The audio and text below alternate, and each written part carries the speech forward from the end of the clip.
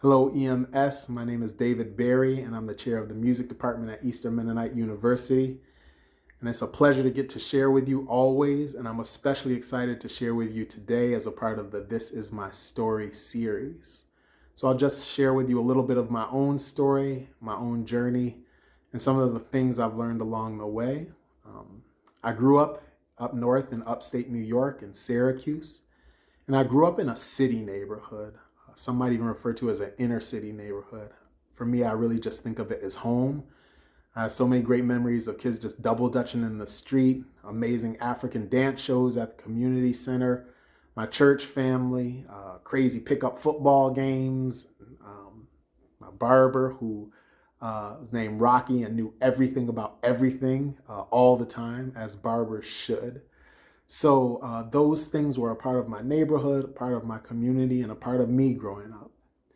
One thing I didn't see much of, though, in my own neighborhood and community were people who looked like me, who wanted to do what I wanted to do for a career.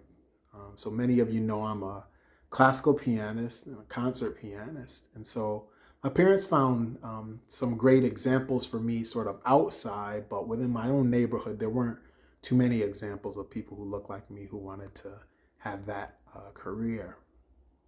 And so that was sort of always odd about me, that I've had this particular passion and interest.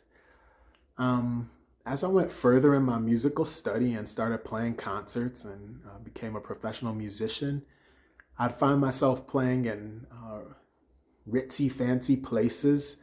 And there were just fewer people who sort of grew up like I grew up in the way I did, and from communities like the community I grew up in those spaces. And it wasn't always cool to be a Black Baptist kid from the South Side. And sometimes it can be easy when you're in a space that's different than the space to want to fit yourself into a box of expectations for what you should be like or what you're supposed to be like. And one of the things I learned is it's just more important than to try to fit in yourself into any mold, to just be who God created you to be, 100% authentically and uniquely you as God intended. And there's nothing greater you can be than that. And I want to read you a Bible passage about this very thing. It comes from 1 Corinthians chapter 12, verses 15 through 26. Now, if the foot should say, because I am not a hand, I do not belong to the body, it would not for that reason stop being part of the body. And if the ear should say, because I am not an eye, I do not belong to the body, it would not for that reason stop being part of the body. If the whole body were an eye, where would the sense of hearing be? If the whole body were an ear, where would the sense of smell be?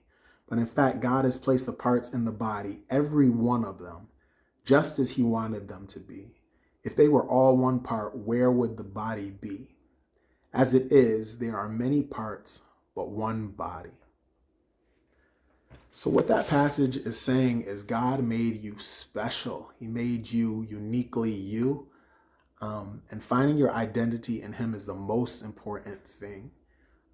It doesn't matter to who you're cool or to who you're nerdy or to what groups you're accepted or what groups you're not accepted in. Being fully who you are as a child of God is most important. And there are even huge parts of myself that I feel like, being a pianist or being a musician, those are huge parts of who I am.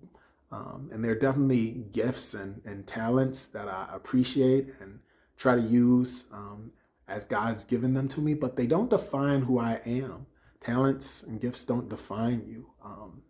If I woke up tomorrow and I couldn't play music anymore and couldn't play the piano, that isn't all of who I am. I'm a child of God and my identity is first in him. And yes, it's amazing to use the gifts God has given you and to help sort of just bring people joy with them and use them and bring glory to him. But your identity is first as a child of God, and just being who you are in him is the most important thing. So that's one of the things I've learned and I wanted to share with you.